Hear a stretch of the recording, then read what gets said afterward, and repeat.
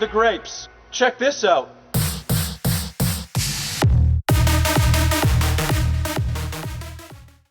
Hello, and welcome back to the Youth Group Reunion Tour podcast, the podcast that unpacks the Christian cultural touchstones that you grew up with in the 90s and the 2000s. I'm your host. My name is Jared. And this is Mikey B. And we are back here again. We are excited.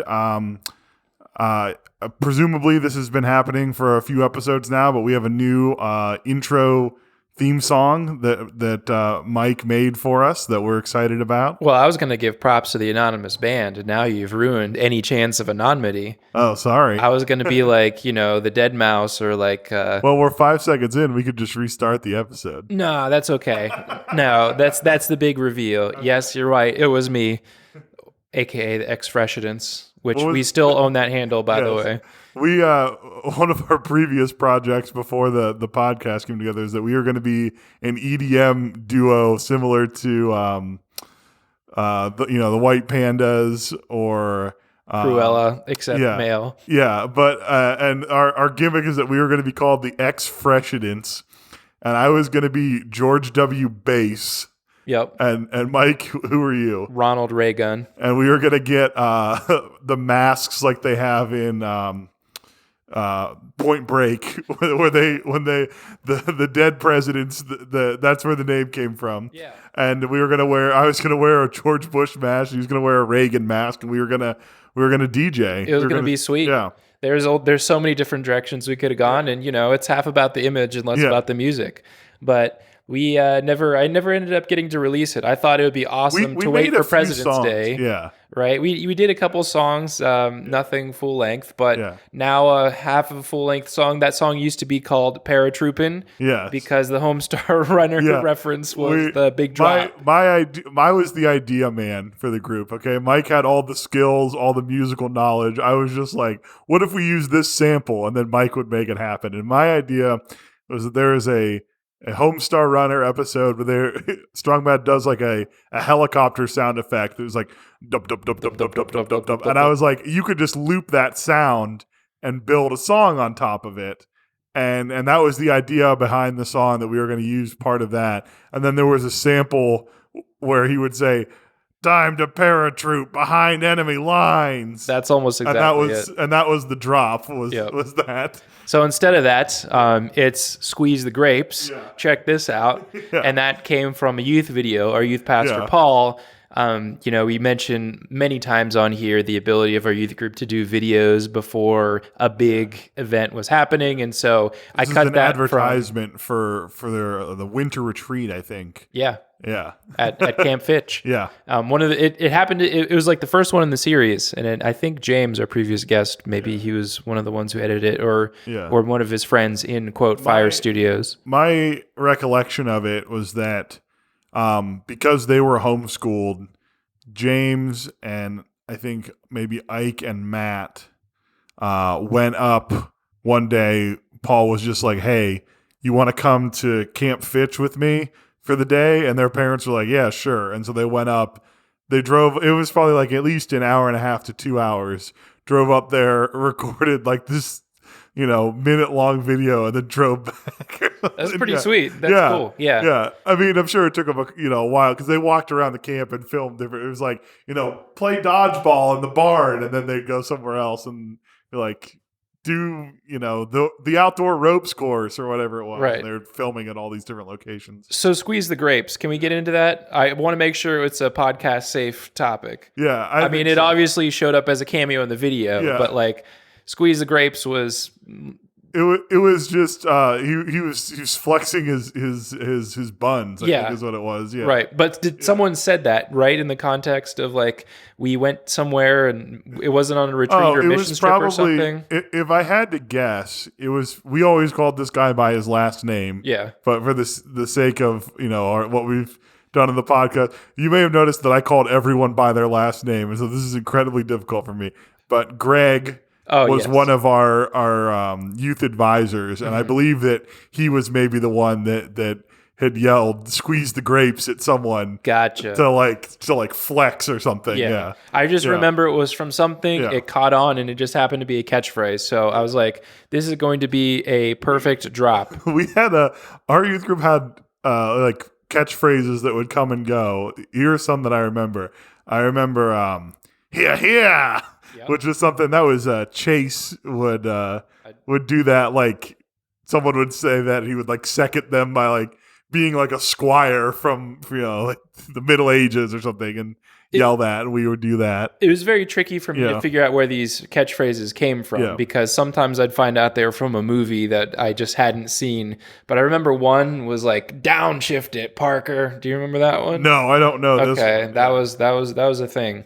I think it came from some bus or some. We used to do the whitewater rafting trips. Yeah. So I think maybe it came from that, and I just wasn't a part of it. But I didn't really ask because I figured it was either from Will Ferrell movie that I hadn't seen, or that was what it was like. For the kind of stuff that he would say in Anchorman all the time would be like Odin's Raven or something like that. Yeah. There's one that I remember.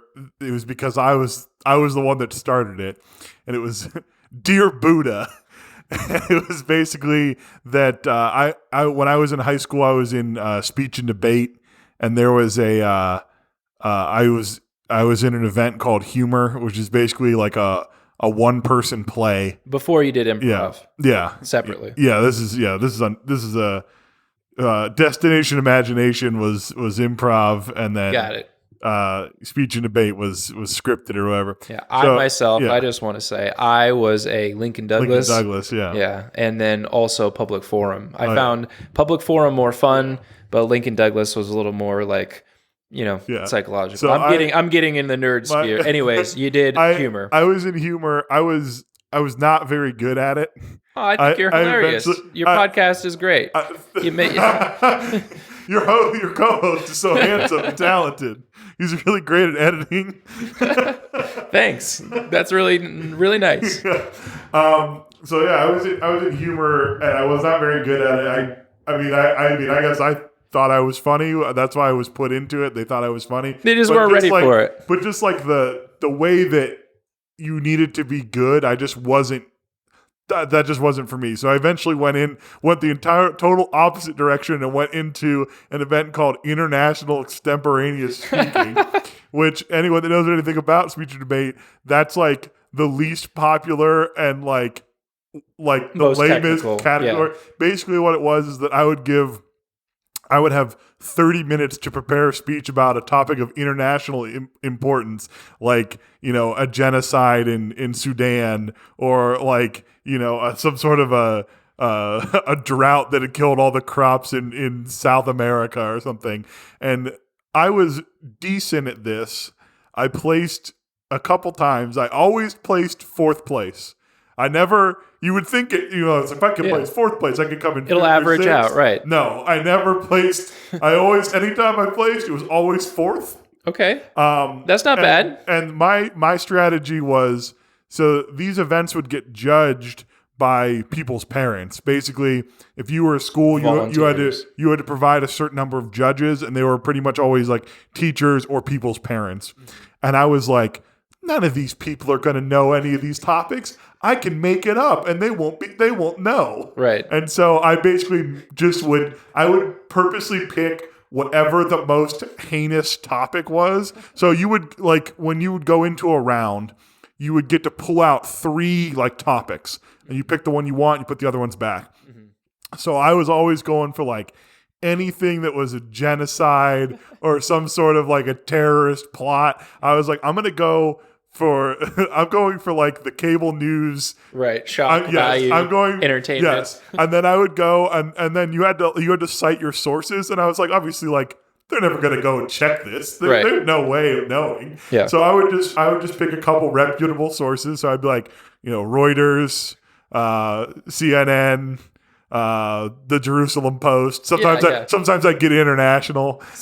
We would do that too in Public Forum, which is what made it fun, because at a certain point if they came out with some fact or study that just totally pwned your argument, we would make up one. Ours was the Washington Weekly.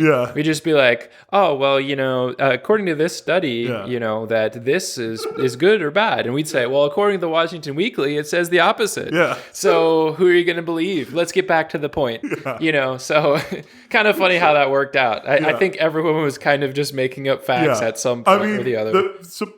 Supposedly the people that were actually good at it, like they would do the work and they would have like, you would go and you would have like a file of all your sources and things like that. And I just never got called on it ever. And so I would just, and so my whole strategy was that you would do like an intro to introduce it and then you read your question. My strategy, some people would just read their question. Mine was like, this is my one chance to be entertaining. So I'm going to like, if anything, like this judge is going to be like, okay, this person was clearly better. And then the other 5 people in this round, I can't tell the difference, but I remember this guy. So that was my thing. Yeah, it's like a signature, like I changed voice. I changed it each year. My intro.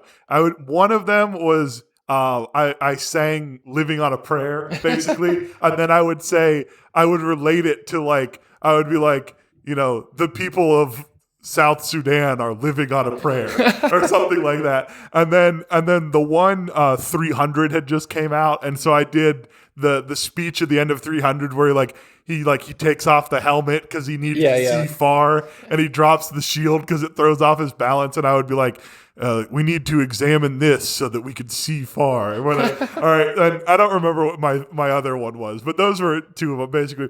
And so I would basically, that's how I made my living. I was like, if I can, because there weren't many people that were actually good. So I was like, well, if I can get in a round where there's only one good person, I can get 2s the whole day. Right. And that's enough. And that's enough for me to place, is getting all 2s. Or whatever.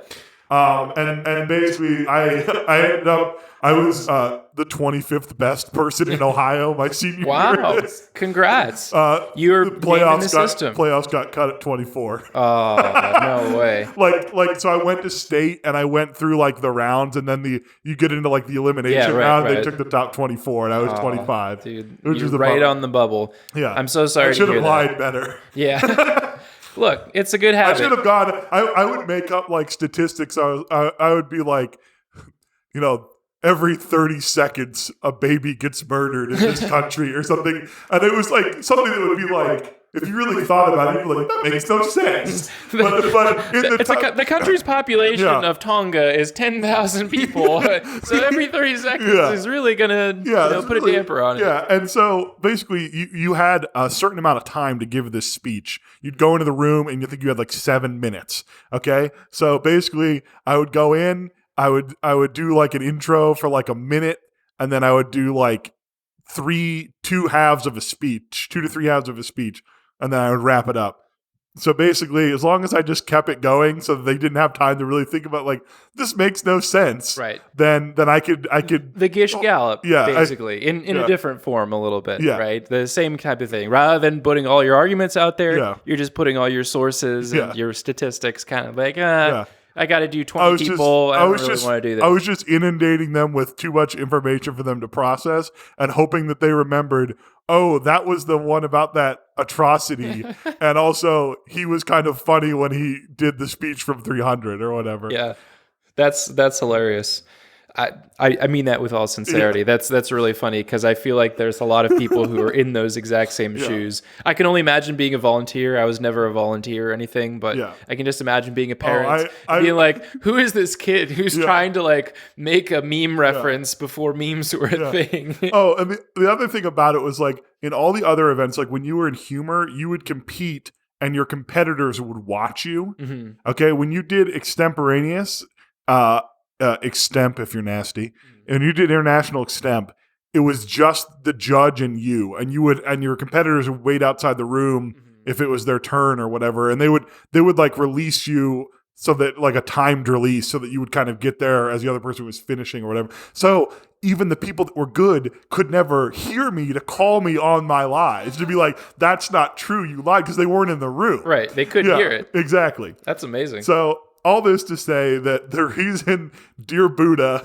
was a thing in our church is that I did a cut It was called Ruthless, and there was a point in it where some character goes, "Dear God," and I was like, I don't feel comfortable saying that. I'm just gonna substitute it, and I'm gonna say "Dear Buddha," and I was like, that'll be funnier because it's unexpected. Yeah, it's unexpected. No, I gotta say, wasn't that a College Humor sketch though? Like, wasn't that a YouTube video where they say "Dear Buddha"?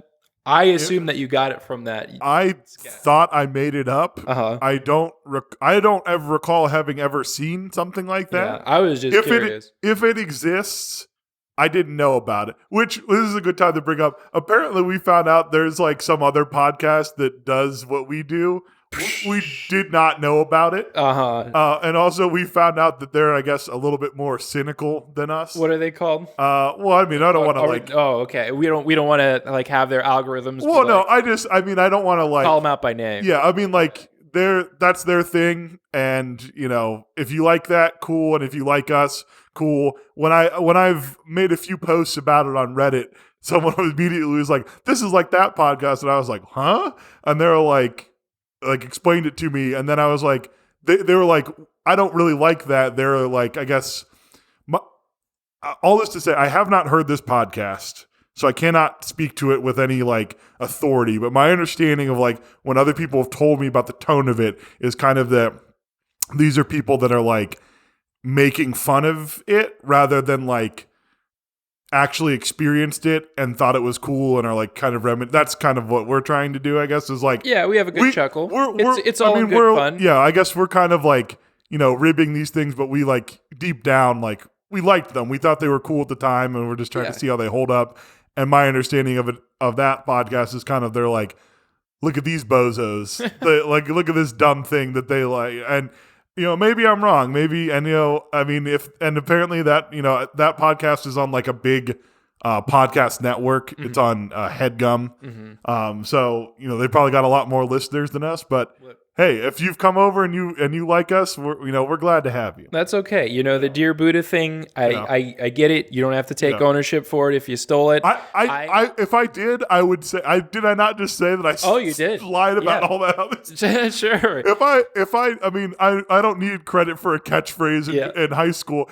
I genuinely thought that I made it up. I was just like, I'm going to substitute, you know, my deity who's living and real for this statue with a funny name. So that was my thought behind it. It's all good. Yeah. I'm going to leave that to the audience to figure out what it was. If I stole this from something and it's lost to my my mind, check the receipts. Yeah, it could be there. It could be that convergent, idea. Like, it's I'll give the year for it. This was 2006. I remember it. I was a sophomore. Okay. So if it's after 2006 that you find it. Okay, that I had it first. You're in the clear. You got the copyright. Yeah. You're good to go. You know what? Here's the thing, Jared. Ideas are kind of cheap, right? Like, it's execution. Yeah, I thought we had this. I thought we had this great original idea for a podcast. Come to find out, there's someone else already doing it. And here's the thing: it doesn't matter because execution is the only thing that matters. I'm sure plenty of people had plenty of ideas for this type of restaurant or this type of movie or this, that, or the other. At the end of the day, you know, people had millions of ideas for, you know, a movie about Jesus, but for some reason there's an infinite amount of movies about them because they're all different, right? Yeah. Everybody had the same idea. It really depends on who actually makes them. Hopefully Mel Gibson is making my idea for the Harrowing of Hell soon. Second time we're going to prop that up, but well, I think it's time we get to the true content of this podcast today. Well, I have two more things I got to go before we go into it. Yeah, let's do it. So first of all, you know, when we're talking about speech and debate, I just wanted to share some thoughts about my speech and debate coach. Okay. He had a philosophy degree from YSU, and I thought he was a super cool guy. He was ranked 3rd in the world at Yu-Gi-Oh! Whoa! Yeah, he traveled. So his career was, at the time, probably 22, 23. He would travel to Yu-Gi-Oh! Competitions and like local, regional. He'd go all the way to Japan to play like, you know, these crazy decks. Like he was a ranked player. Whoa! And then also part-time speech and debate coach. Yeah.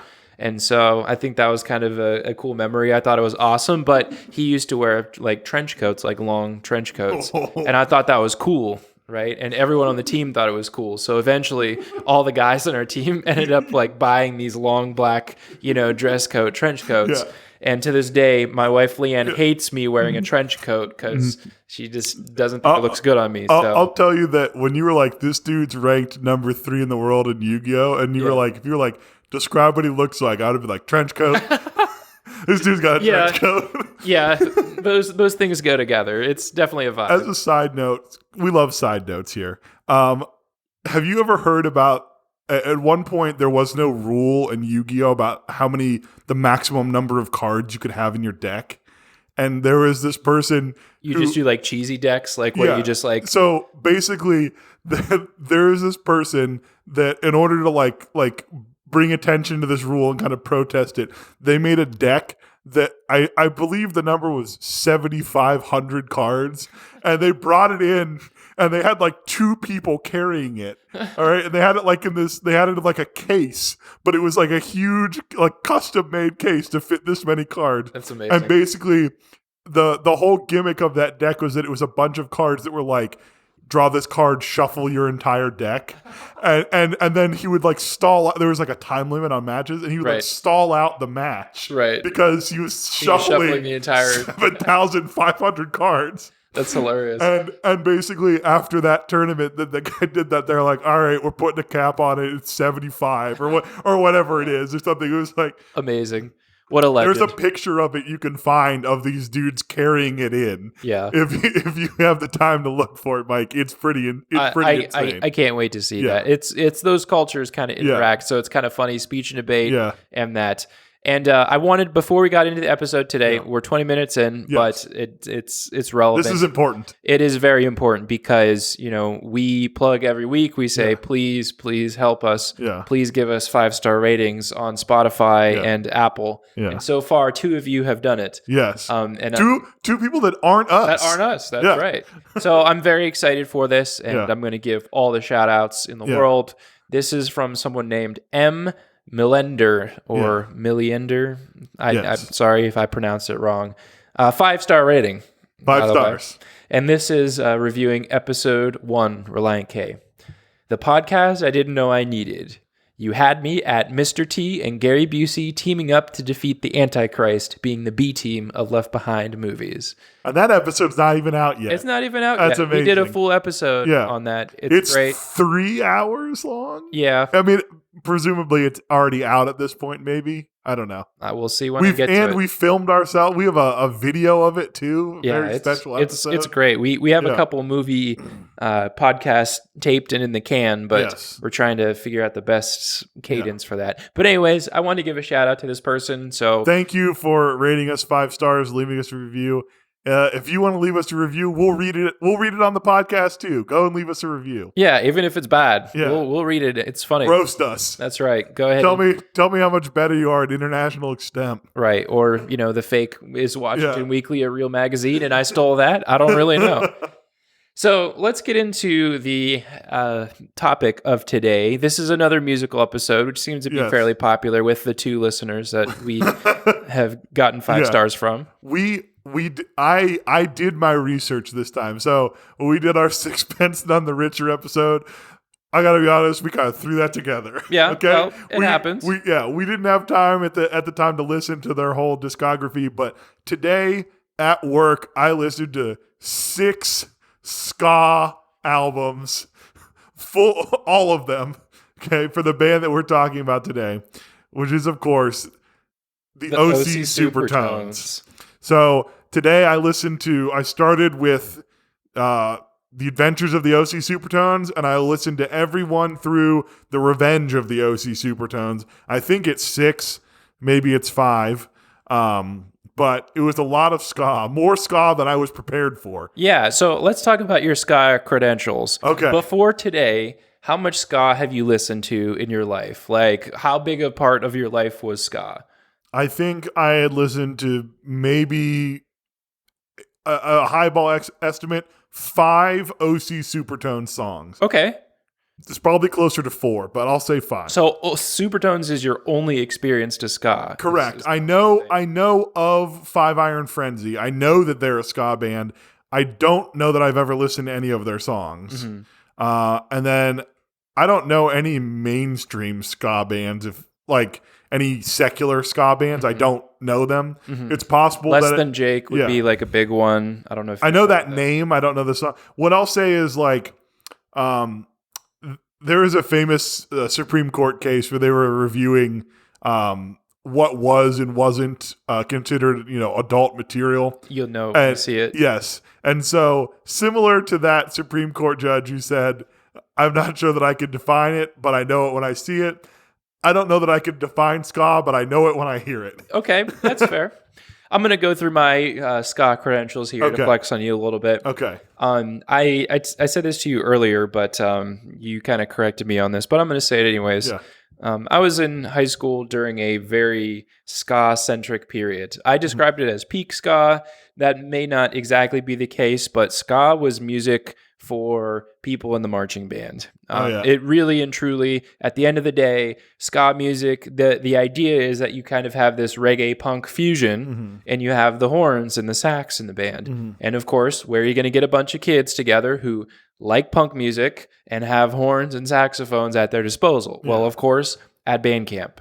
And so most of my ska experience and most of the ska, I know it's kind of not in style anymore, but most of that came through people in my high school. It really wasn't through church necessarily, but it was an interesting connection. And so in marching band, I played the trombone, and I played a bunch of other instruments, but in marching band, I was the trombone.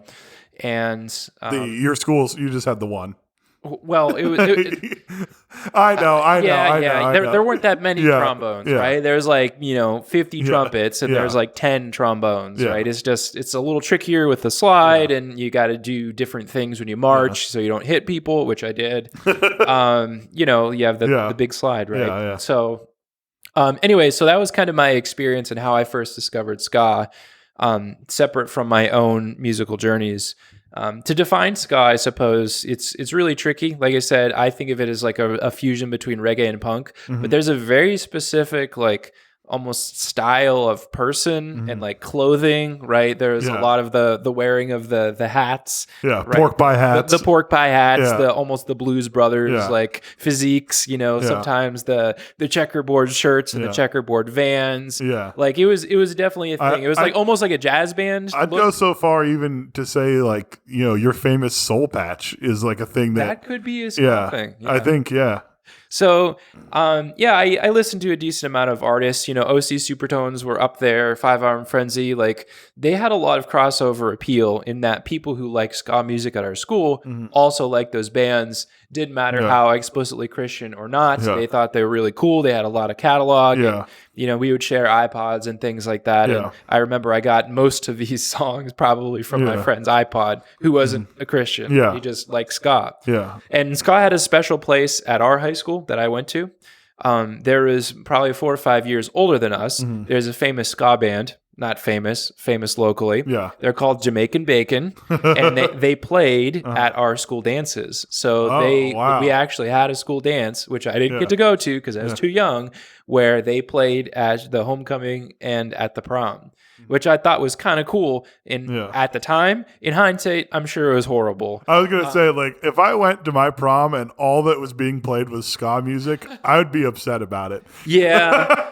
Maybe someone from my school knows better than me, but I'm almost positive they played as the band. We're only doing ska music. Get used to it, losers. Yeah. Oh, I'm sorry. Can you please play some Britney Spears? Yeah. No, we only play ska here. So could you do a ska version of Toxic? Yes, sure.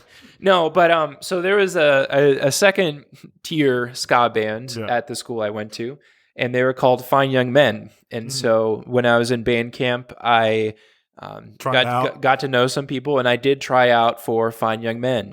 The difference is I thought I was going to be playing guitar, and that created kind of an issue, right? And they wanted you for trombone? Exactly. There's not that much guitar in ska, and they already had a guitar player. But to me, guitar was way more fun because in ska music, right, if you've ever listened to ska, it's basically punk with horns at a certain point. Yeah. And the horns are in 10 seconds of the song. They don't necessarily last. And this was true of the Supertones Supertones as well. The horns aren't in the entire song. Yeah. It's like only in certain sections, like in the turnarounds before the chorus. I will say that there are certain Supertone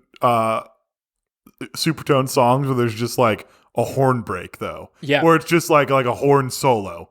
Right. Yeah. They would do it, but it was like a whole section, right? Because you can kind of, these ska bands were big. They were like 8 people, like 9 people, all kinds of different things. Because that whole section. Oh, yeah. It was like the number of people in a ska band is like, it's got to, I mean, at minimum, you got to have what, like 6 people? Like, you need a horn section because it sounds weird with a trumpet by yourself. It's like a trumpet, a trombone, and a sax, right? Like that's like those are the big 3. Yeah. Now I believe 5 Hour and Frenzy had a French horn, so like that was also part of it. Correct me if I'm wrong on that, but I don't know. I think someone else tweet at us. They had a lot. Anyways, my point is, so I auditioned for this band, but I really, really wanted to play guitar, and I didn't want to play trombone. I could have done it.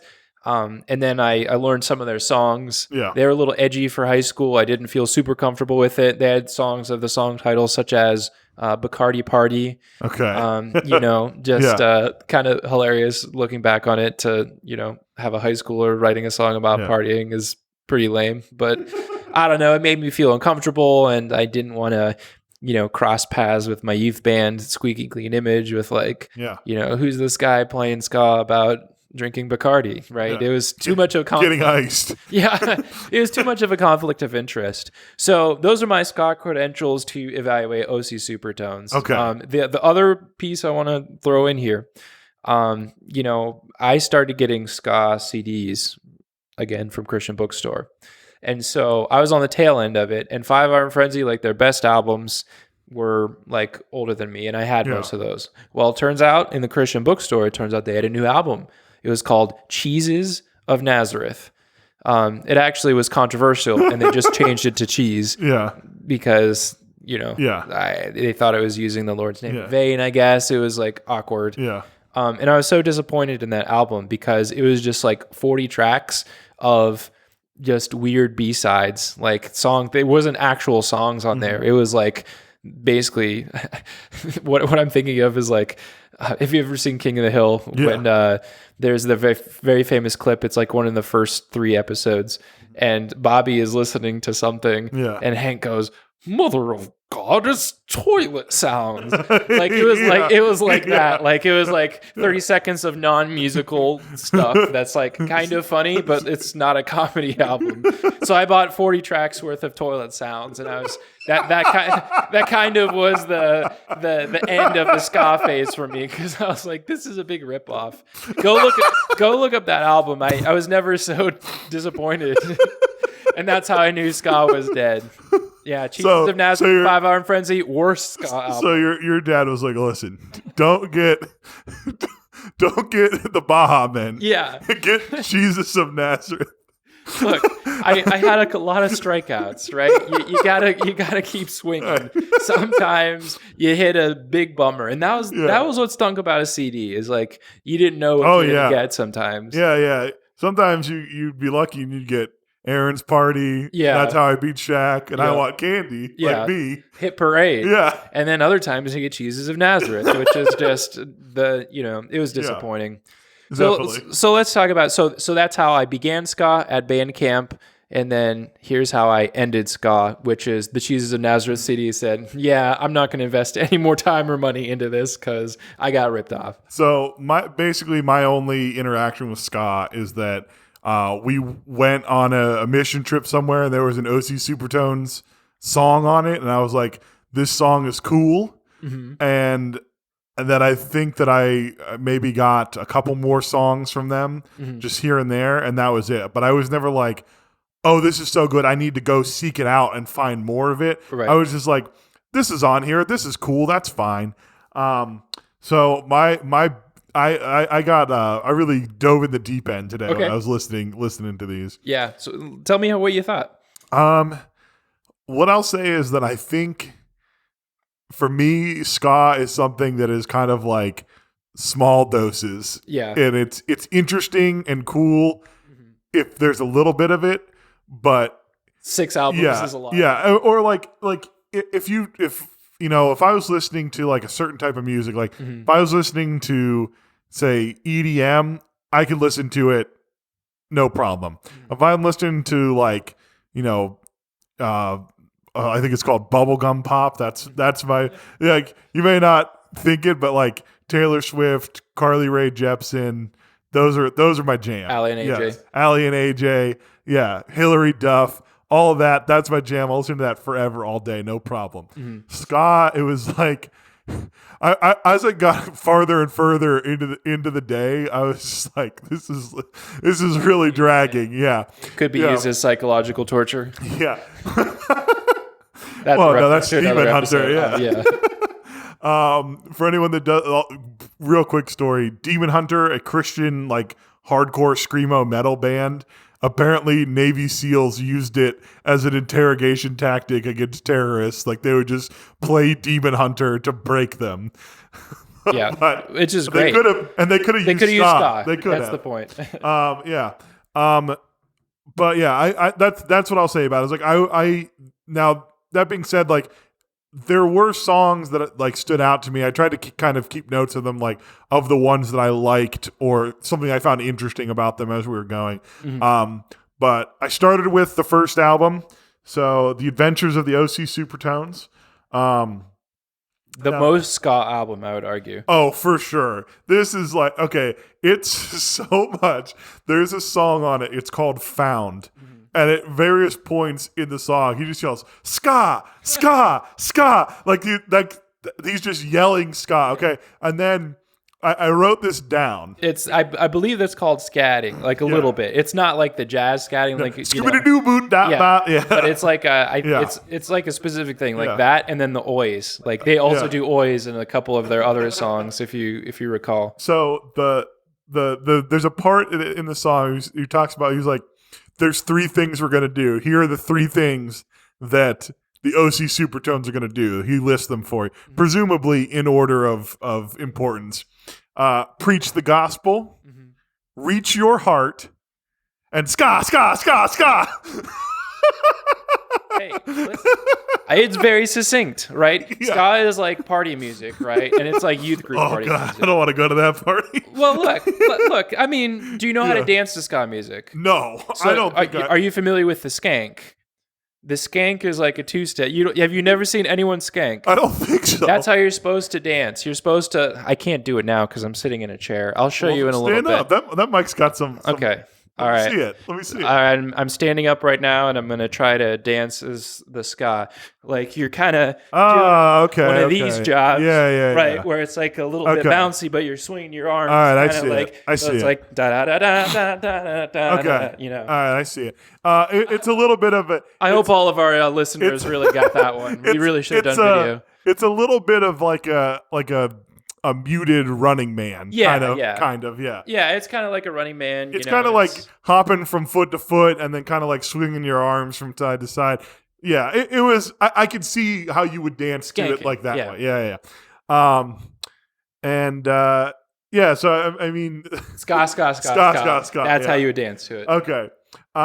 So that one, I don't know that I necessarily liked that song, but it was very unique and interesting that like those things happened in it. There was one called Heaven. I liked that one. I thought it was good. My favorite one, this was the last one on the album. It was called Blood Washed Pilgrim, which sounds like a super hardcore track name. Right. Apparently it's like an old hymn that they sang in a ska style. It was my favorite. I thought it was really good. This one, can we just deconstruct that sentence? Like old hymn in ska style. Oh yeah, like it was like an 1800s hymn. Yeah. Truly amazing. I can only imagine being someone in the 1800s to be like, listen. I wrote this song. It's called Blood Washed Pilgrim. Yeah, you're not going to get this one yet, but your kids are going to love it. I need a whole horn section, and I need a lot of people skanking it up. That's how we do it in 2000. Anyway, that one was my favorite from the album, Blood Washed Pilgrim. I don't know if that's like, I don't know if they're like hardcore Supertone fans are like, I don't know if that's considered to be like, a fan favorite or if everyone hates it or what. I think it only has like 30,000 plays or something on Spotify. So presumably it's, not one of their better known tracks, but I liked it. Mike, did you listen to this album? You did like a refresher today. Yeah, Is this one of the ones you listened to? I did a refresher. That's not one of the ones I listened to. Okay. The one Let me recommend that song to you if you go back and listen. I will check it out. Yeah. If you're okay, I want to switch to Supertone Strike Back. Yeah, that's the next one. This one I believe is their most commercially successful, I think. It said that there was the one that comes after it, which is called Chase the Sun, was on a higher Billboard 200 peak, but this one was on the rise. I don't know the difference between the Billboard charts. This one was way up there. But then the next one was higher on the 200s, which I don't know what the differences are. So yeah, I'm not really sure either. I think that from Supertone Strike Back, if you look at the album art, it looks like they're in a bowling alley or something like that. It's got the classic ska suits, wearing the glasses and the checkerboard thing. But this is the first Supertones album I remember listening to. And really, I think the highlight of the album is Little Man. Oh, let my pride fall down. I'm a little man. Yeah. Only because that one I realized when I was listening to it, I said, I've heard this before, and I didn't know. When the chorus came out, I said, oh, I know I've heard this song. I didn't realize it was a Supertone song, but I had heard it before. And one of my comments on that is, I guess that the frontman of the OC Supertones is actually a really capable rapper. Like, a lot of the ska is kind of like sing-songy sometimes, but like he's like a very legit rapper. In some of their later albums, he has like a decent flow where he's doing a lot of wordplay really quick and things like that's kind of technical. Yeah. So that was the first time that like made me take notice, because that wasn't quite.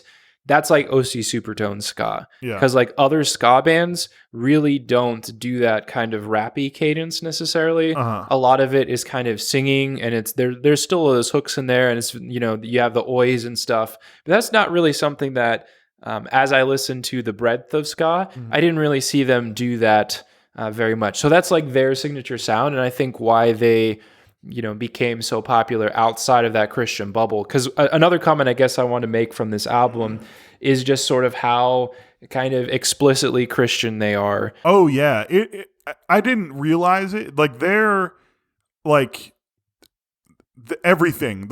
Every song is some sort of Christian reference in it, and like they don't have, like we kind of talked about, like in Reliant K, they have like some kind of joke songs, fun songs, and then serious songs that are about, their faith or whatever. Every single song by the Supertones is, hey man, they're here to preach the gospel, reach your heart, and Scott. So I think the lead singer, from what I was doing from my research, is or was a pastor in Colorado. One of them was, and he like quit the band at some point to go and do that full time, from what I was reading. I guess so part of their live shows, I guess, is that when they would do live shows, they would like kind of at some point take a moment to kind of like preach the gospel.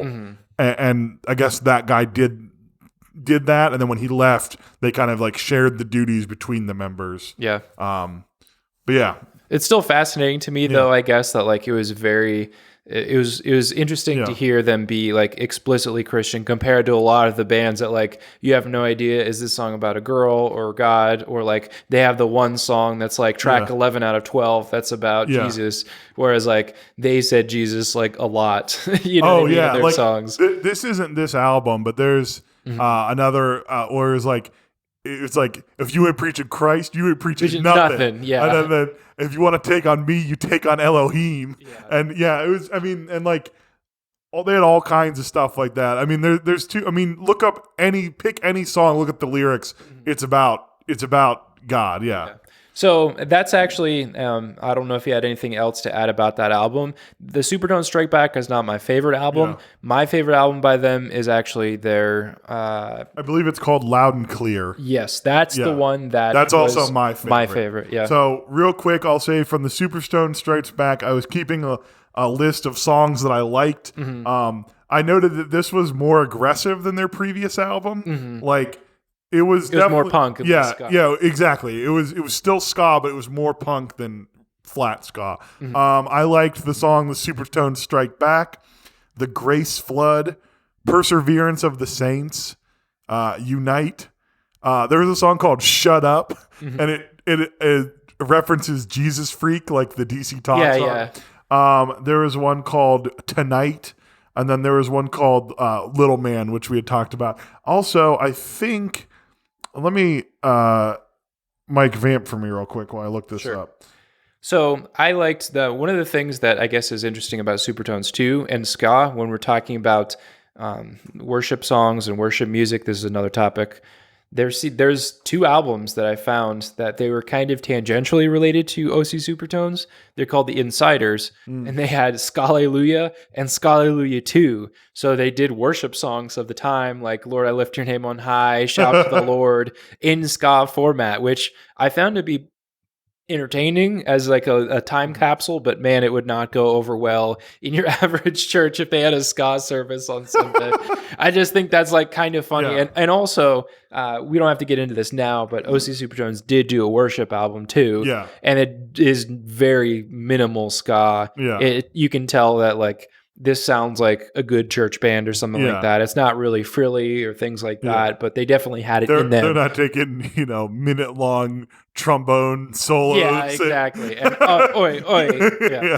But it was just interesting, I guess, to hear them put on a different musical hat for that, because I think good musicians can do all kinds of different styles. That's been proven true in almost everything, right? So I think it was kind of cool to hear them do like the traditional modern rock worship outside of their typical ska bubble, which was just very intriguing to me. Now, I think most people liked them for the ska, obviously, but it was kind of cool that they, had a worship album, which is saying something compared to like, some of these other bands that. So the thing I wanted to bring up was on a different album, but I've got it now. So the next album they released was called Chase the Sun.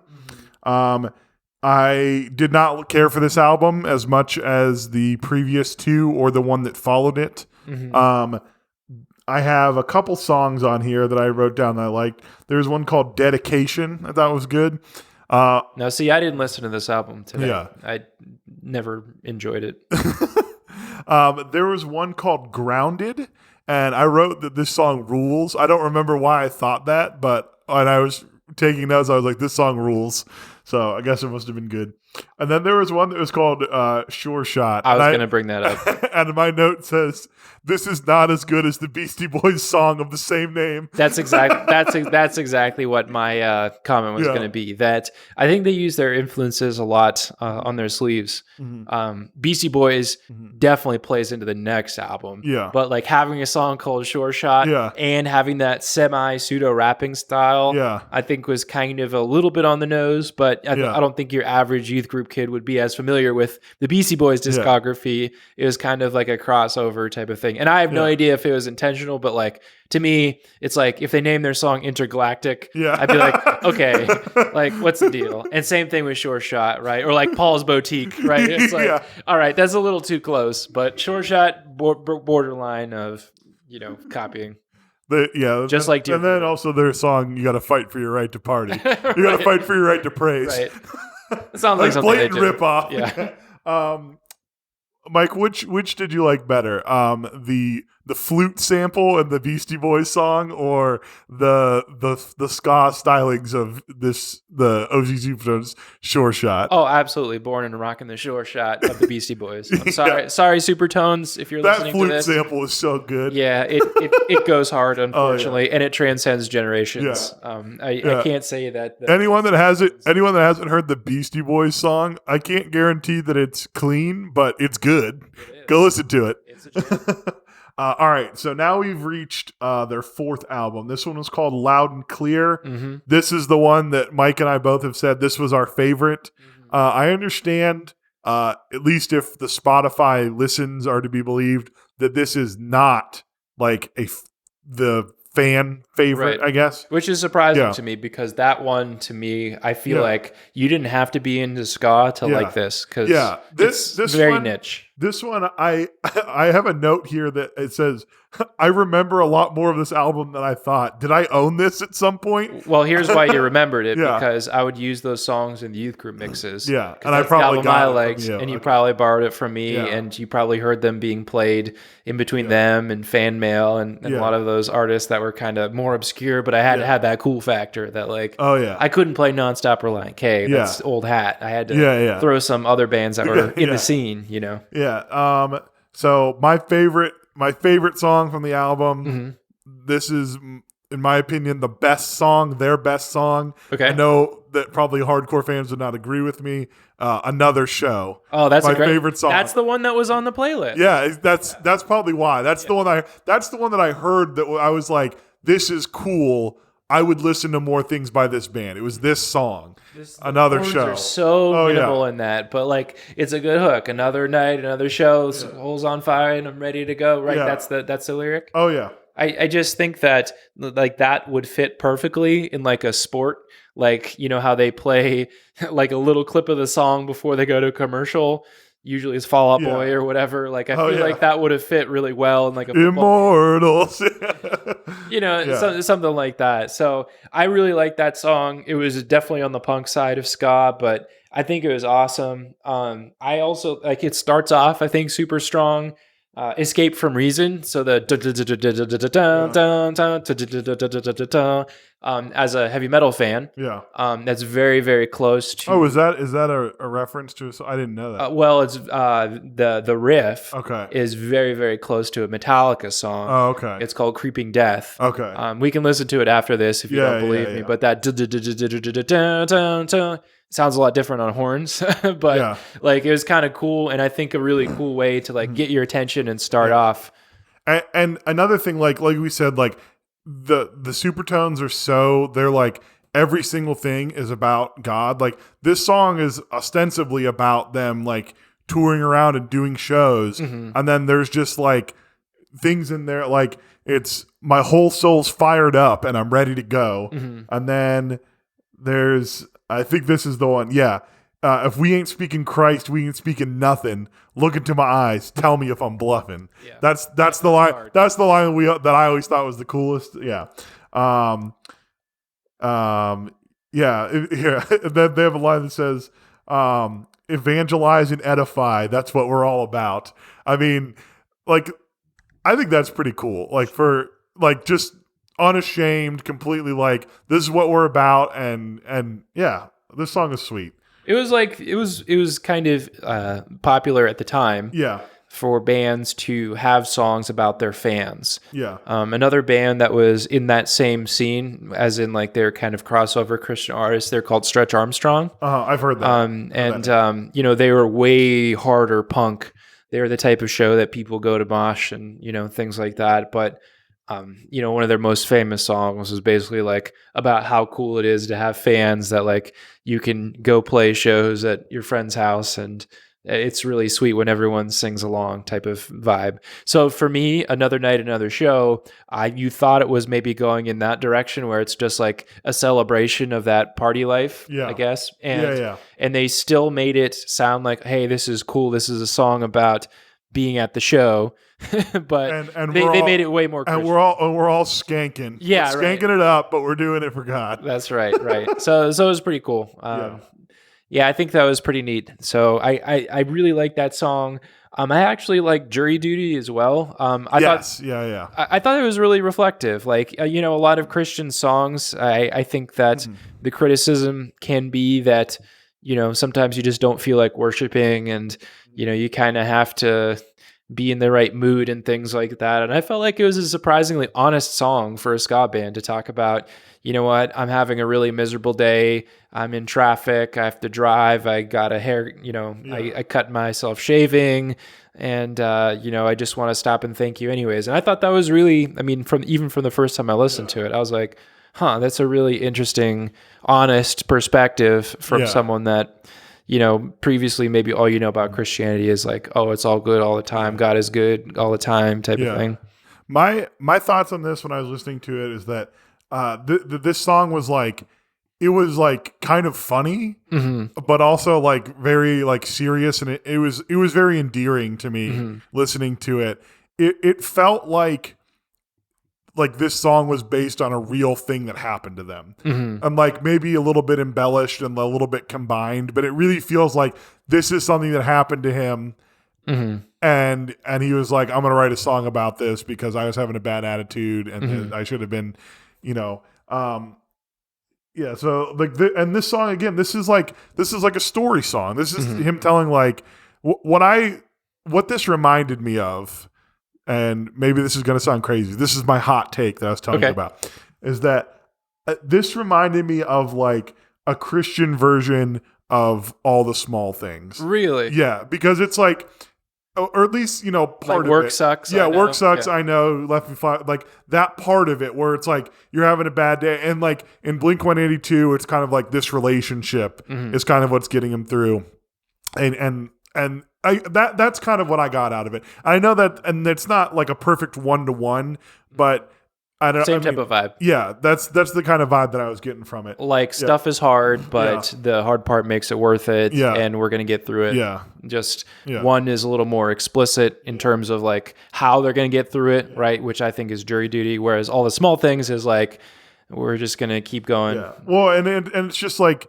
it's just describing a bunch of like, minor inconveniences that kind of like built up. Like one of them is just like he finished his book and he was sad about it. Yeah, right. Which, by the way, what C.S. Lewis book do you think he had? Oh, I'm not sure. I mean, let's see. If he's sad about finishing it, like gotta be a Narnia if he's sad about it. That's kind of what I was thinking. I was thinking like, maybe it's one of the Screw Tape Letters or something. That's that's such an easy read though. Yeah, Out of the Silent Planet. Yeah, like I don't know. That Hideous Strength.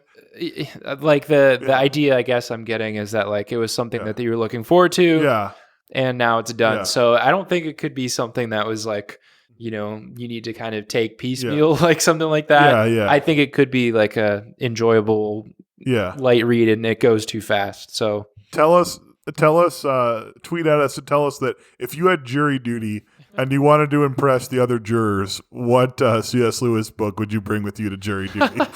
Have you ever done jury duty? Just curious. No, I think jury duty would be kind of fun. Yeah. Depending, but I don't think that I would ever get picked because I think that I am very strongly opinionated, and it is hard for me to like be swayed otherwise. That's a strategy. That's really not what they're looking for on a juror. They want someone who's like easily like convinced, I guess, and doesn't have strong opinions. And so I don't think that I would ever get chosen to actually be on a jury if I was called for jury duty. I think they would like call me in for the interview and they'd be like, nope, next, too hard.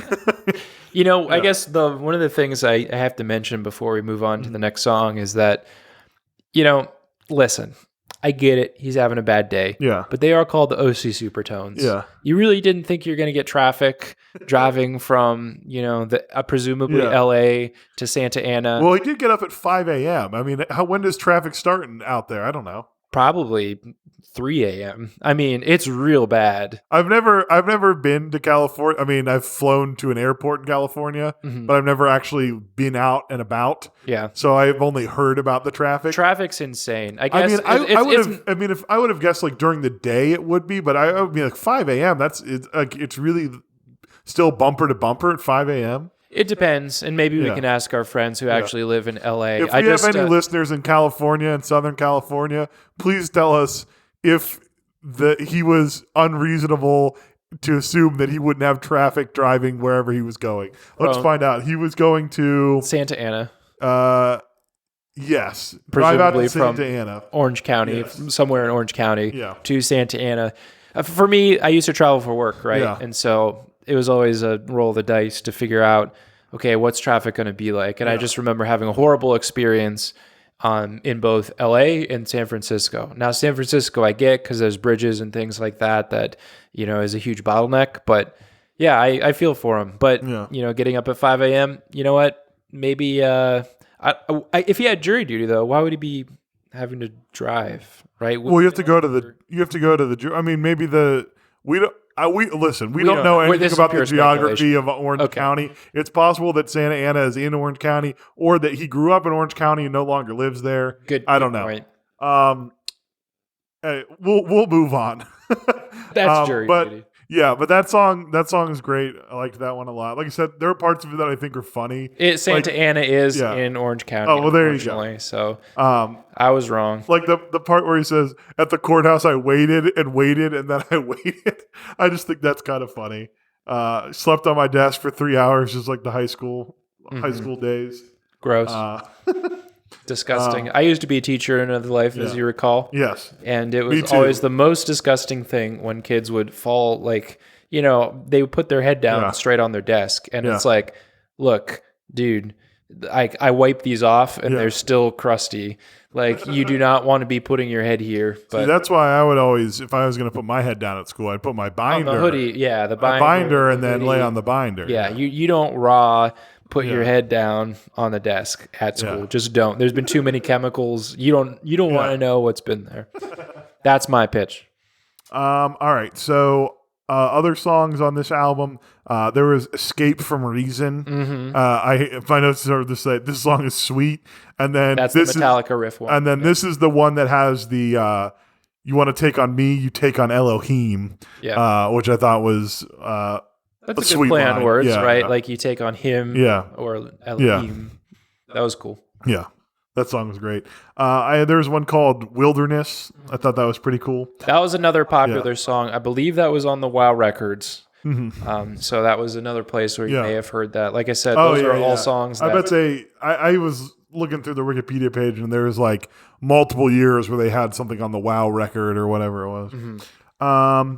And then my last, I didn't particularly like this song, but I had a note about it. It was called Pandora's Box. Mm-hmm. And my note just said, it sounds like this song doesn't belong on this album. Really? That's what I had about it. I don't, like I said, I listened to a lot of ska and it kind of blended together. So unless it was like a song that I kind of already knew, I'm not sure that I remember why I thought this, but I know at the time when I was listening to the albums not shuffled, just straight down like the artist intended. Mm-hmm. And that was when I got to that song, I was like, this seems weird. Like it was almost like POD. Out of place. It felt like a little bit, but I do like the rhyme where he mentions Mephistopheles. Like, that was pretty sweet. And he says, LSD, PCP. Yeah. When have you heard a Christian song that references PCP? Never.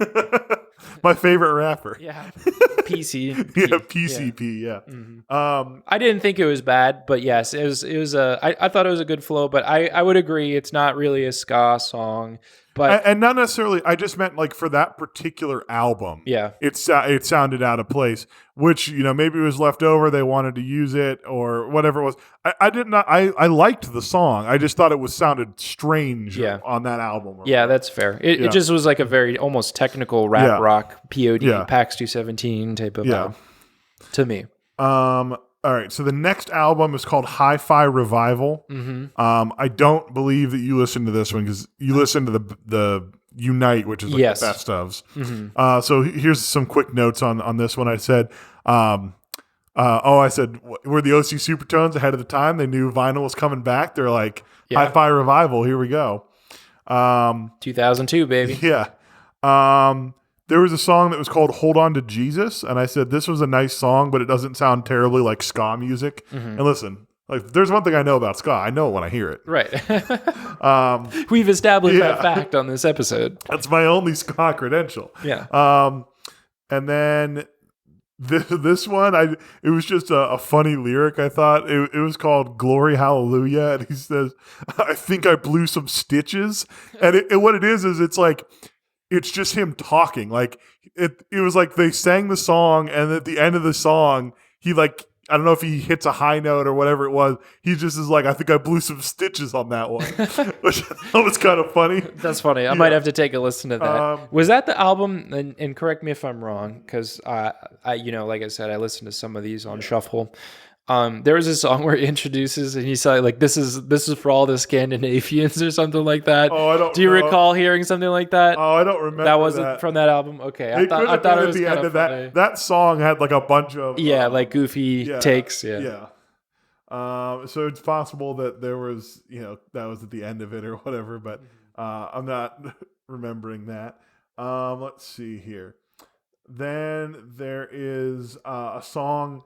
This song is their most played song on Spotify. Mm-hmm. It is called Welcome Home. Mm-hmm. I don't get it. I don't understand why this is their most played song. Do you think it was like on a soundtrack or something like that? I don't remember. I don't know. I mean, like, this song, it wasn't special to me. Mm-hmm. I was like, I've listened to like 10 better songs today. I was like, I don't understand why it's their most played song. Another Show isn't even on the top 5 on I know, Spotify, and which is that shocking song rules. to me. It rules. Yeah. And so, like I said, this song, Welcome Home, their most played song, I do not understand why. I don't get it. Mm-hmm. If you're a huge Supertone fan, tell me why that's their most played song. Maybe I'm not. There's something I'm not getting about it. The hardcore ska people know. All right, and then last album that I did, their last one in their, I think like their original run before they went on hiatus and came back and they did some recording or whatever. This one was called Revenge of the OC Supertones, which I like that they kind of have like a little Star Wars thing going on. So they did the OC Supertones Strikes Back, and then I didn't even put that together. And then the Revenge of the OC Supertones, which originally Return of the Jedi was called Revenge of the Jedi. See, I don't know if that's what they were going for, but that it had to be. But with those two albums, I was like, there's some Star Wars going on here, which is great. And the only one that really stood out to me on this album that I really liked, I guess this is kind of like on the greatest hits album that you listen to, there are no songs from this album on there. Interesting. Which I'll say, this song, it was called We Shall Overcome. This is the one I liked the best from that album. It's better than Welcome Home. I'll say it. Welcome Home, not good. Wow. We Shall Overcome is better. A Million Plays disagrees with you. I'm trying to think of, let's see. There was something I thought that this song just has some interesting stuff in it. I'll read something there. It says, I'm badder than the water down in Mexico. And then, I write what I like, and I like the boom bap, the rhymes in the front, and the beats in the back, a trunk full of funk, and a page full of fact. That sounds so Beastie Boys to me. Oh, yeah. Just saying that, that's absolutely ad rock. I was going to ask you which Beastie Boy it's ad rock. That's what I was going to say, ad rock. That's like, the trunk full of funk. That's the one that did it. Yeah. Exactly. Yeah. Like I'm thinking of the Paul Revere. Yeah. Like me little oranges and beer. Yeah. Like that's the kind of cadence, the sing-songy stuff. We should go through this song and see if we can divide it up into Beastie Boys and then do an impression of them. Can you do an impression of, you can do MCA, can't you? I'd have to practice it. Okay. Yeah. Let me see. Who's your favorite Beastie Boy? Is it MCA? I think he had the most interesting voice. Okay. I have to be partial to Mike D because you're Mike B. Because I'm Mike B and I'm back from the dead, chilling at the beach down at Club Med. Had to throw that in there. Ad Rock's my favorite. I don't know why. I don't know. The most punk. He had the best lines always for me. Anyway, he was a singer. The Beastie Boys rule. So do the OC Supertones. Different in different ways. And then I think that let me see if I thought there was something else in these lyrics that I thought was really like an interesting lyric. I'm not finding it, but yeah. Anyway, I liked that song. We Shall Overcome. That was the one I liked the best from that album.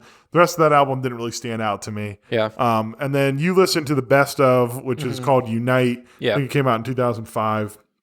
So it's just other songs from albums that we had kind of touched on. Was there anything special about those or anything that stood out on that album? No, there was one track that I remember. He says, shout out to the Scandinavians. And I've been saying that to my wife, Leanne, because she's Finnish, and it's been annoying her all day. So just shout out to the Scandinavians.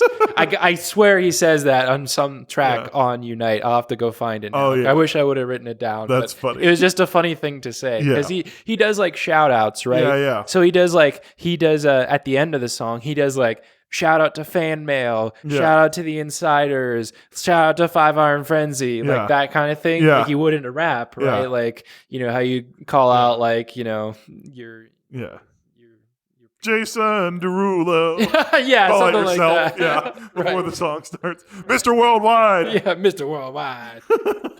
No, it was like that, but it was like, I was like, that's interesting. They're shouting out all these other bands. Yeah. Like, that's kind of an interesting choice of bands who they did. And it seemed to be somewhat of a tight-knit scene in this whole thing. And so I want to get into this a little bit, you know, in terms of OC Supertones outside of the music, right? There's a couple things that we want to talk about. And the first, their biggest accomplishment ever, which is the fact that the OC Supertones have played for both a pope and a president. Yes. So when we were there, I sent this to Mike. I'm going to go ahead and bring up our Discord so I can read it from there where I had it copied. This is copied directly from their Wikipedia page. Let me see. Where is it? All right. It said, where is this? Sorry. Their Wikipedia page would be OC Supertones. Yeah. Oh, I was in our actual Discord channel. I was looking at our private messages. Oh yeah. Sorry. So now this was a 99. You're talking about the history. Yeah. So here's what it says.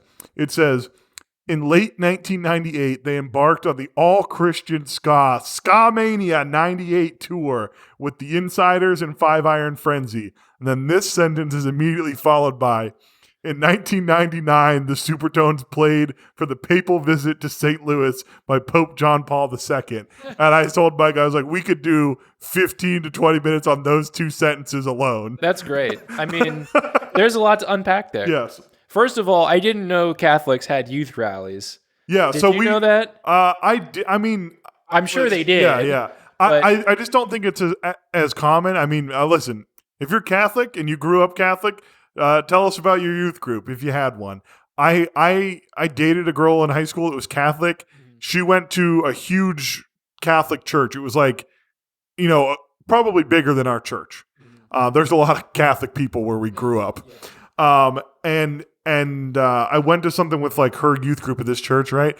And it was like 10 people or something. Like it was like, I don't know if just like youth group culture isn't like a thing for Catholic people, or it's just not as much of a thing, or what it is, but apparently there was the Pope came to visit St. Louis in 1999, and they're like, you know what we need to do?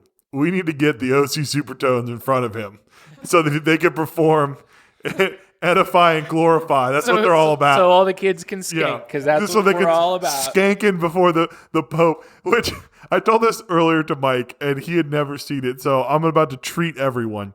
There is a video online. At some point, Pope John Paul II was in Vatican City, sitting on the papal throne, and they, for some reason, brought in break dancers to perform for him. And so there's a video of people breakdancing in Vatican City in front of the Pope. And this dude's like doing like a full-on head spin where he's like, this dude's like full up and down, like a pencil, but like on his head spinning and doing all kinds of crazy stalls and stuff. Definitely would have won a dance off in our youth. Oh yeah, this dude would have dominated. And and the Pope's sitting there and he's just kind of like politely clapping. It's so weird. It's wild. That's awesome. So he's probably doing the same thing. But Pope John Paul II maybe was like, he was into like, you know, maybe he was just like, there's a time to dance, and that time is now, baby. So here's who else was on the bill: DC Talk and Rebecca St. James. Hey, those are good. Those are good choices. Those are good choices, and they got a big swath of Christian music.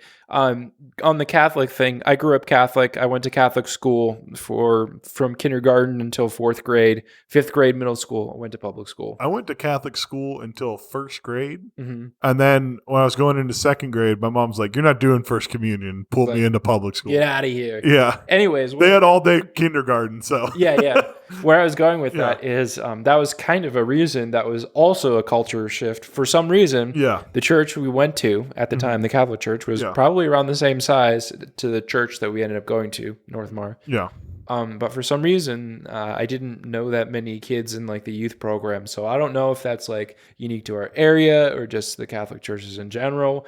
But for whatever reason, like the Northmar youth group had a bunch of kids in it, and it was you were listening to Reliant K and playing games and doing all these things. Whereas like the Catholic small group was like a little more like kind of, I don't want to say older, but like, it was just a different experience, right? Yeah. So we both had that in common. Yeah. So it's also, I guess, very surprising to me that they'd pick such a high energy band like the OC Supertones. And also, a lot of their songs were about like the Reformation and Martin Luther and things like that. And I just wonder if they Pope's a joke. Yeah. I just wonder if they, played some of those songs or a little more selective. Like, what songs are you playing for the Pope from the catalog we listen to? You know what I mean? Like, seriously, what of their discography? Like, what do you think was a guarantee? And what do you think a song that would never get played? What do we think about Blood Washed Pilgrim? You think they played that for him? That's a hymn. That's like an old song. They probably could have. Yeah. I bet. I'm just saying. I don't think they played "Escape from Reason." How many? How many songs do you think you get at a set for the Pope? You think you get one, or like think you even like 2 or 3? I think you get 3. I think 3 is the maximum they're giving you. They got 3 artists here. Yeah, but like they don't one each. From a crowd point of view, you don't want the kids to get crazy and start moshing because then it's going to disrupt everything. And they're still going to be uncomfortable with like the first act, and then they can go on and say, "All right, this is our last song." Yeah, and then everyone's like, "Okay, cool." So what I'll say real quick, this is what I wanted to bring up. I was trying to look up earlier, I forgot again. Because you said DC Talk, it reminded me. The Supertones had a song that featured Toby Mac. So maybe they performed that song together. Yeah, that would be awesome. It was called What It Comes To. It's from Loud and Clear. It's from the album that we like. Mm-hmm. Toby Mac is on that song. Mm-hmm. That song was also sweet. At the time, I didn't realize it was him, so I didn't write it in my notes. Mm-hmm. But then I was looking it up later. I was like, we need to mention that. But so maybe, DC Talk performed, and then maybe he stays on stage. Supertones do that song with him, then he leaves, and they do a couple more, and then Rebecca St. James closes it out. Right. Well, actually, they had the Gospel Gangstas on that album too. Whoa. The Return of the Revolution. Oh, yeah, I see it. Yeah, featuring Gospel Gangstas, which again, they were all, they're all LA based. I think like that. I think they're actual former gang members. I'm not quite sure.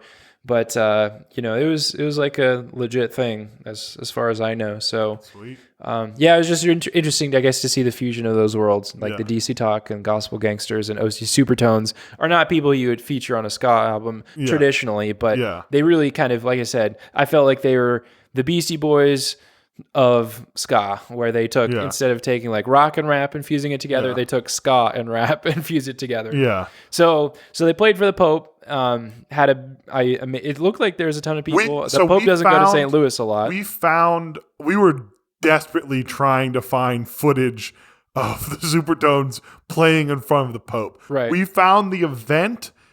It is a 2-hour-long video on YouTube. We haven't had time to watch it or to scrub through it. It also may not be in its entirety. It may be like selected scenes. Mm-hmm. But if you were at this, if you were there, that would be amazing. Please tell us about it. We want to hear what it. That's like the Woodstock of Christian ska music. Yeah, if you saw the Supertones play for Pope John Paul II live, we need to hear. You got to know what songs they played. Yeah, we need to know the set list if you remember it. And secondly, if anyone knows of that footage and can find it, please send it to us. Yeah, we want to see it desperately. I would love to see that just for a lot of different reasons. Yeah, I can only imagine just the Pope just slow clapping very lightly and politely for a bunch of kids skanking to the Lord. Yeah. A bunch of dudes in pork pie hats playing the trombone and doing a saxophone solo. What a great scene. So there's a little bit of drama about the OC Supertones. So we talked about the music. We talked about their high point. Yes. And now I'm going to talk about their low point. Yes. This is basically the entire reason we did this episode is so that we could talk about this thing. Yeah. It's super weird. And it's a true crime mystery that we're trying to uncover. Yeah, we're expanding into a true crime podcast. All right. So it was a night, just like any other night.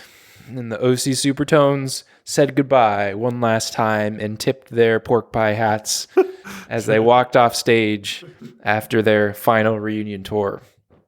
The year 2017? 17 or 18, yeah. So the OC Supertones had a very prolific Twitter following. And by very prolific, they were verified.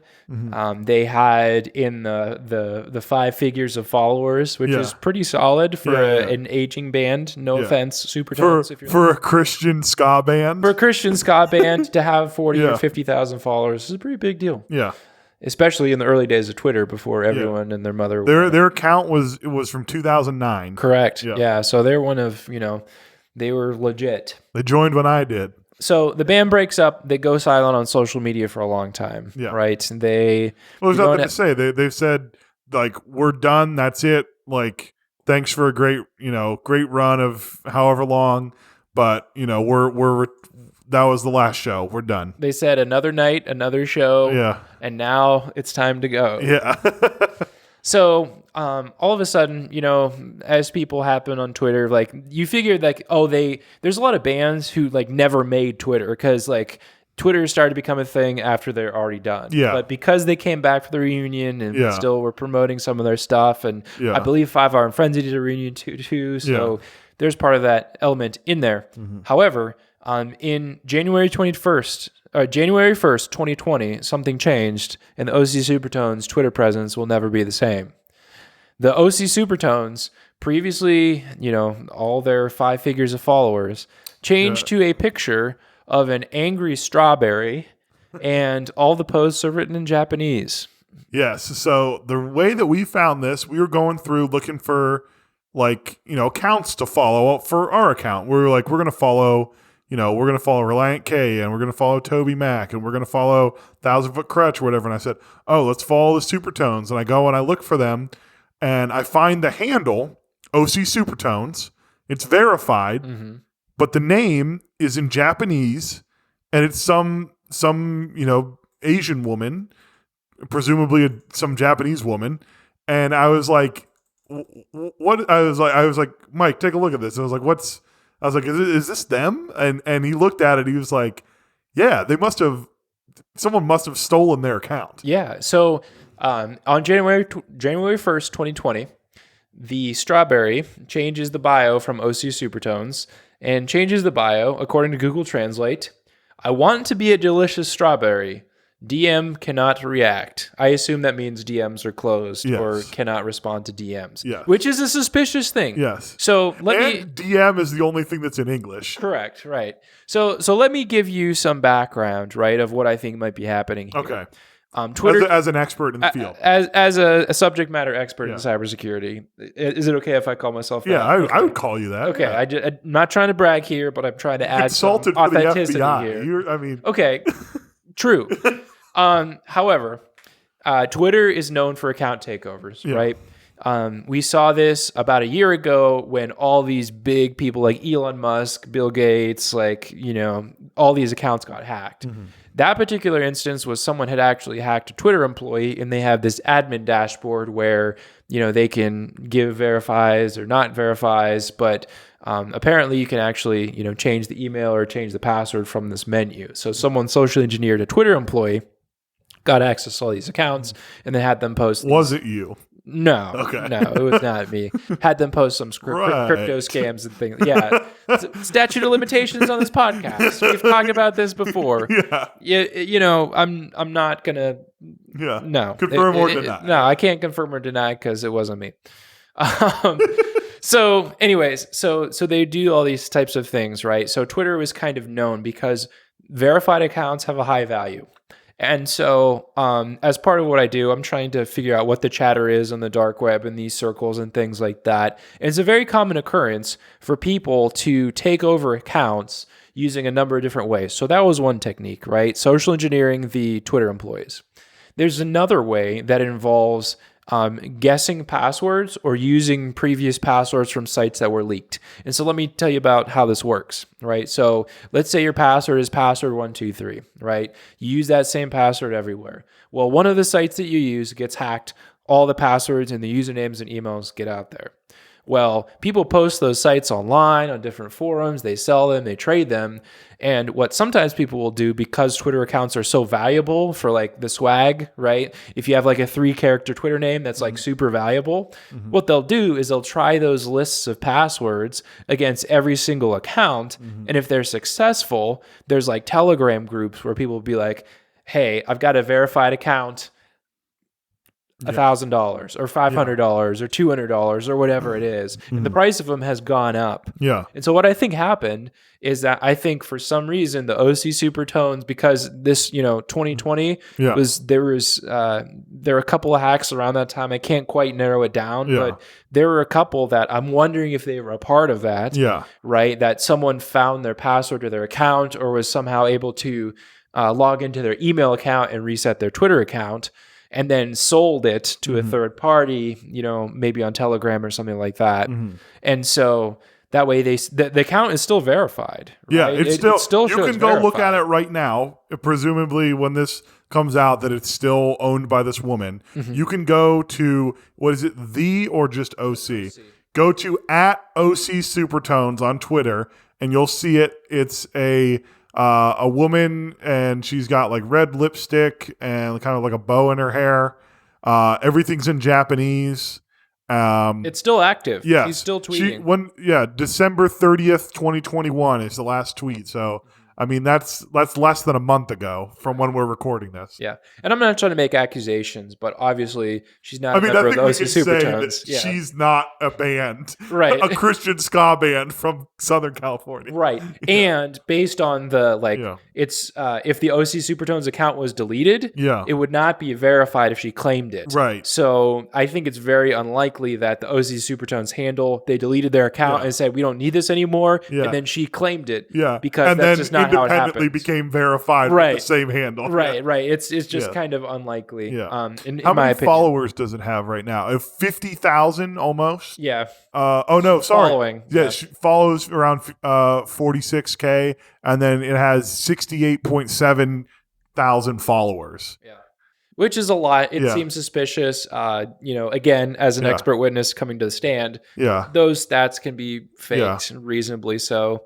Shout out to James when I gave him 2,000 likes on some dumb picture of a pop can or something on Instagram one time. Those things are available easily and cheaply, so I wouldn't focus on the numbers. Yeah. But here's my point. We need to get this back. Yeah. All fans of this podcast, which all 40 of you, 50 maybe at the time, we need to work on getting this back. So here, I talked to Mike.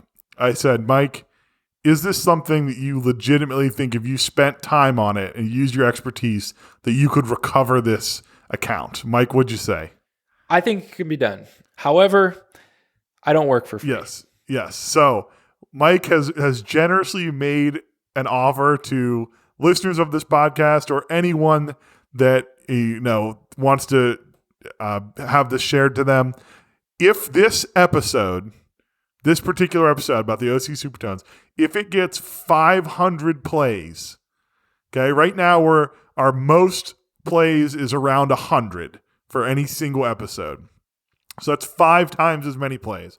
If this episode gets 500 plays, Mike said he will make a legitimate attempt to recover this account and restore it to the OC Supertones. That's right. I'm going to be a white hat hacker, or gray hat, I suppose, in this particular case, since I don't exactly have permission. But I will do my best to find a way to give that account back to where it belongs, because it's still being linked to on their Facebook page. Yeah, we looked, and because we were looking at their Facebook, like to see if any of their other socials that had happened to it. Their Facebook page totally intact. It still links here. It still links to this page. Hey, worst case scenario, we got ourselves a new Twitter handle. Baby. That's right. That's true. Yeah, at OC Supertones. That's it. Yeah, no, I wouldn't want to. I feel bad about that. We probably just, I give offer it to it back. Yeah, maybe for a podcast feature. Yeah. Maybe we can ask a 30-second. Yeah, I mean, listen to OC Supertones. Hey, we recovered your Twitter account. Would you give us a quick plug? Yeah, please, pretty please. I know you're not active anymore, but we could really use the swag. Yeah. So that's super weird. I just feel strange that they weren't able to do anything about it. Surely someone else has noticed. I mean, it's got 70,000 followers. She's tweeting. Right. Surely someone is, and presumably most of the Supertone fans are not fluent in Japanese, that they would be like, hey, what's this weird tweet that's in kanji that I can't read? Right. I actually mentioned it to our friend Caleb, previous podcast guest, and I was like, hey, we found this out. And he was just like, yeah, I know. He was just like, yeah, I know. He's like, I saw it in my feed one time or something. It probably was 2020. Yeah. It's very odd, I guess, to me, because things like that used to happen a lot more on MySpace. Yeah. Right? It was very common. I remember there's a band called Saves the Day on MySpace. Yeah. They're not a MySpace band, but their MySpace page, people would just perpetually attack it and create very large banners and things like that cover over important elements. And it was just like a war. Saves the Days page and then Weezer's page. Where people would be warring back and forth and covering up people's photos and playing sounds in the background. So I learned a lot of my techniques from listening to music and going to Weezer's page and being like, why the heck are there toilet sounds in the background of Weezer's page? Oh, that's how they did that. Yeah. Sweet. I'm going to do that to my friend Drew. So, it was a different time. So I guess it's surprising to me that, that it's lasted so long. I mean, nothing has been done. It seems like it would be pretty easy to reach out to someone at Twitter and just be like, hey, this is clearly not this band. You can go to their Wikipedia page and see this is not any of them. Right. Yeah, Twitter has the ability, I'm sure, to figure out what happened. Yeah. So my guess is on email compromise, where they guess the password either to their email account and reset it from there, or directly their Twitter account. Maybe their phone number. It's possible. It was kind of a thing to connect your phone number to it, but I'm just really curious to see the history on that. It's possible it may still be to a at ocsupertones.com email address because some of the Google translating I did, that particular user, they said, don't DM me at OC Supertones, DM me here. Yeah, they linked to a different profile, which we didn't look super close, but it appears to be the same woman on a different thing. What was the phrasing of that one thing? It's something about dirt. Yeah. We think that it may be like a woman that's running some sort of a Japanese OnlyFans, or selling salacious pictures or something like that. But the translation is really weird. Though I saw something go back. It says, this is a sub dirt. I'm glad if you follow me at OC Supertones. And then the other one says, please sympathize with me. Unrequited love will be released. DM to Subdirt. And then it links to that other one. At her secondary. And it also, it says, Menehara's ally, former CONCAF clerk, Ribbon. And then it says, please sympathize with me or whatever. We're just a very, very interesting turn of events for the OC Supertones social media. That's right. I would love for them to get it back. You can help with that, listener. Yeah. All you got to do is listen to it. Share Don't hack it. Yeah. Share it to Relevant or, wherever else Christians get their, updates about things that are going on. Just post on every ska band's Instagram and just be like, help save the OC Supertones. Yeah, help save their Twitter account. I don't want to take any money from this. Please don't send me any money. I cannot take your money. Payment in the form of plays. Yeah, just plays, or put it on your friends' thing. And 5-star reviews. Yep. Or if you work at a coffee shop, put the podcast on in the background. Yeah, if you work at Concaf Yeah, clerk. if you work at Conclave Clerk Ribbon, which I believe may be a mistranslation, just a guess. Yeah, go ahead and put it on, and we'll see. Anyways, thanks a lot, everyone. I look forward to uncovering the mystery of this. I really have no details. It's purely speculation. Yeah. Anything that we say is purely speculation and is not evidence of guilt. Yeah. Fact, legal advice, financial advice, investment advice. I just, in case this particular person tries to sue us for libel or slander or something like that, I just want to cover my bases and say that purely for entertainment purposes. Yeah. And speaking of socials, Mike, why don't you hit us with ours? Sure. We have our Twitter, which has not been hacked so far. Not yet, Lord willing. At YG Reunion Tour. We have Instagram at Youth Group Reunion Tour. And if you send us a email at youthgroupreuniontour@gmail.com, or you can see all those things on our Yat page, where it is cool Yat, which is y.at/cool, the emoji, church emoji, praise hands, raise hands. Raise hands. I always get it wrong. I second guess myself. Raised hands, guitar. And like we said, go rate, review us wherever you're listening to this. Give us 5 stars, please. And tell us what you like, what you don't like. And please share this to people in person. People that you go to church with now, or people at our old church. I know some of the pastoral staff has been listening. That's great. That's great. And share it. We'd love to get some more listeners in here, and we'd love to interact with you guys. Love to hear from you. And until next time, we'll catch you on the flip side. Play us out, Mr. Expressions. If you ain't preaching Christ, Check you ain't this preaching out. nothing. Look into my eyes and you tell me if I'm bluffing.